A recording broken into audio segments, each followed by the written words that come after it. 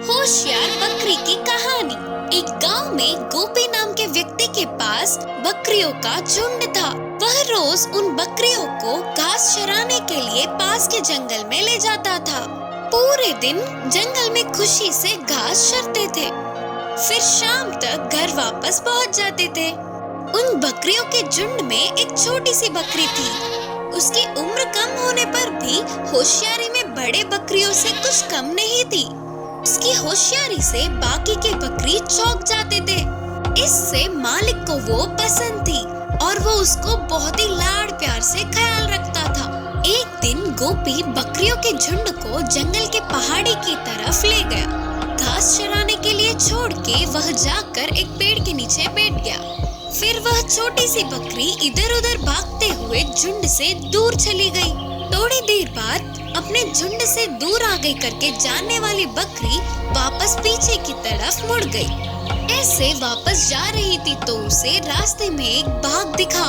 उसे देखते ही पहले बकरी डर से कांपने लगी, फिर किसी भी तरह साहस जुटाकर बाघ के सामने खड़ी रही। बाघ उस पर कूदने के लिए तैयार था। तभी बकरी ने उसे रोकते हुए कहा, बाघ राजा, एक क्षण रुकिए, मैं आपको 3 सच बोलूंगी।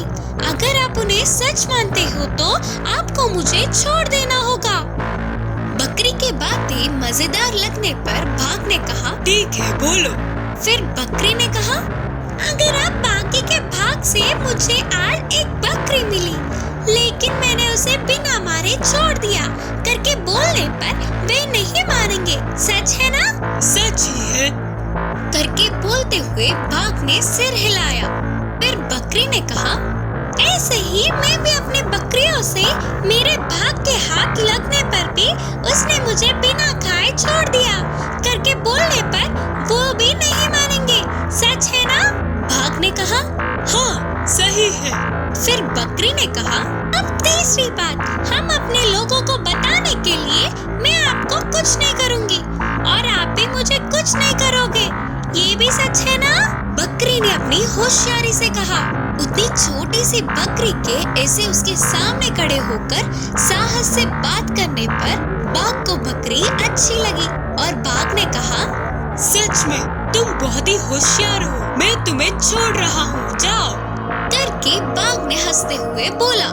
इससे छोटी सी बकरी अपने प्राणों को बचाकर खुशी से उछलते हुए आकर अपने झुंड में मिल गई। इस कहानी की शिक्षा है कि अपनी होशियारी से कितनी भी बड़ी मुश्किल का सामना कर सकते हैं। शेर की तरह बदलने वाली पप्पी। एक जंगल था। उस जंगल में एक साधु आश्रम का निर्माण करके वहीं पे ध्यान में लीन रहता था। किसी के भी मदद मांगने पर हमेशा मदद करता। उनकी इस अच्छाई को सारे जानवरों ने जान लिया। हर तरह के जानवर आश्रम में आकर खुशी से खेलते थे और तो और जंगली जानवर भी बाकी के पालतू जानवरों से मिलजुल कर रहते थे।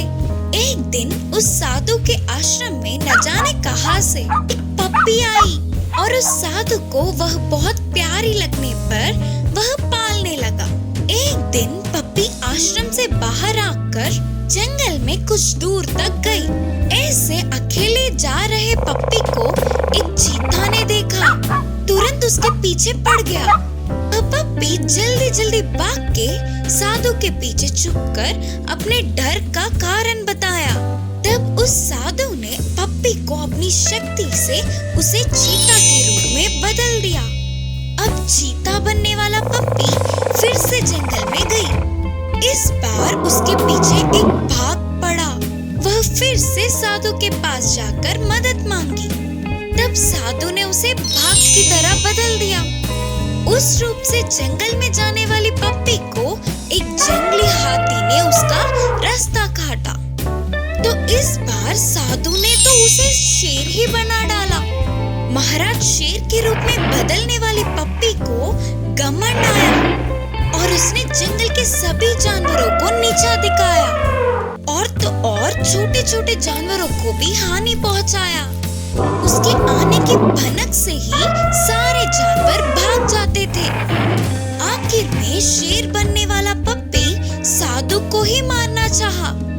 यह बात अपनी तपस्वी शक्ति से जानने वाला साधु उसे फिर से पहले की पप्पी की तरह बदल दिया और तुरंत उसे आश्रम से भी भगा दिया। इस कहानी से हमें यह सीख मिलती है कि हमारी भलाई चाहने वालों की बुराई हमारा ही नष्ट होगा। माँ बतख की चतुरता। एक जंगल के नदी में माँ बतख अपने बच्चों के साथ मिलकर रहती थी। ये सब नदी में आराम से घूमकर उनके लिए पर्याप्त भोजन को समेटकर खुशी से रहते थे। एक दिन सबसे छोटी बतख ने अपनी माँ से कहा, माँ, हमने आज तक इस जंगल का सैर नहीं किया, सिर्फ एक बार हमें अपने साथ ले जाकर दिखाओ ना, करके पूछी। इसके लिए माँ बतख के मानने पर अगले दिन ही जंगल का सैर करने की सोची। जैसे सोचा था बिल्कुल वैसे ही अगले दिन सुबह ही माँ बतख ने अपने बच्चों के साथ नदी से बाहर निकलकर जंगल की ओर चल पड़े। ऐसे बतख के सारे बच्चे खुशी से झूमते हुए माँ के पीछे पीछे चल पड़े। जंगल में थोड़ी दूर जाते ही माँ बतख को बस थोड़ी ही दूर में एक भेड़िया दिखा। अपने बच्चों से कहा, बच्चों, दूर से वह भेड़िया इसी तरफ आ रही है, तुम सभी फौरन पास के नदी में चले जाओ, करके धीमी आवाज में बोली। माँ के कहने पर सारे बच्चे नदी की ओर भागने लगे। तुरंत माँ बतख ने अपने पंखों को फैलाते हुए बहुत ही मुश्किल से चलने लगी। एक तरफ भागने वाले बच्चे तो दूसरी ओर ना चल पाने वाली माँ बतख को देखकर, बतख के बच्चे तो मेरे एक टाप के लिए भी काफी नहीं होंगे, शायद माँ बतख घायल हुई होगी, इसीलिए तो कहीं नहीं जा पाएगी, इससे खाके मैं अपनी भूख बुझाऊंगा। हंसता हुआ बोलकर भेड़िया माँ बतख की तरफ आने लगा। इतने में सारे बतख के बच्चे नदी में चले गए। यह देखने वाली माँ बतख ने अपने पंखों को सीधा करके एक ऊंची उड़ान भरी और नदी के बीच जाकर बैठ गई। माँ बतख को देख सारे बच्चे खुशी से उछल पड़े। एक झटके में घटित घटनाओं से भेड़िया चौंक गया और सोचने लगा कि अरे, ऐसे हाथ लगे बतख अपने बच्चों के साथ साथ बच के निकल गई। सोच के अपने आप को कोसता हुआ उदास होकर उधर से चला गया भेड़िया। मुर्गी और कुत्ते की दोस्ती। एक गांव में मुर्गी और कुत्ता थे। उन दोनों के मालिक एक ही होने पर दोनों के बीच अच्छी दोस्ती हुई।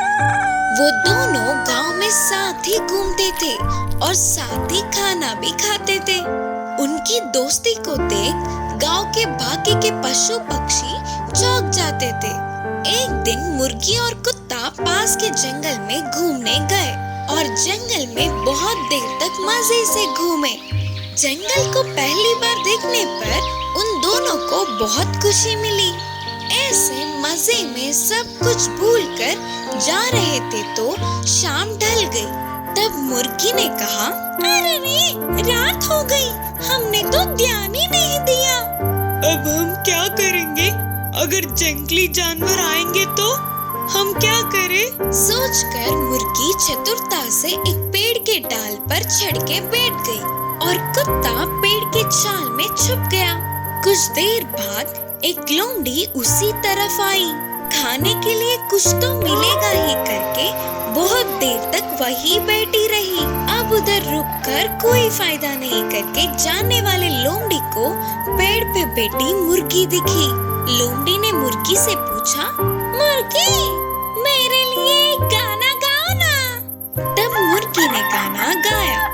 अपनी दोस्त की आवाज सुनते ही कुछ तो खतरा है करके पेड़ के छाल में छुपा कुत्ता सतर्क हुआ। फिर लोमड़ी ने कहा, मुर्गी, अच्छी सी मुर्गी, नीचे आकर गाना गाओ ना, मैं तुम्हें एक अच्छा सा तोहफा दूंगी। लोमड़ी के छाल को मुर्गी समझ गई और बोली, लोमड़ी मामू, मेरे पैरों में दर्द है, मैं अब नहीं उतर सकूंगी। मेरे दोस्त उस पेड़ के छाल में है, उससे पूछ लो गाना गाने के लिए। बोलकर मुर्गी ने चतुराई से कहा, अच्छा, तो पेड़ के चाल में एक और है क्या?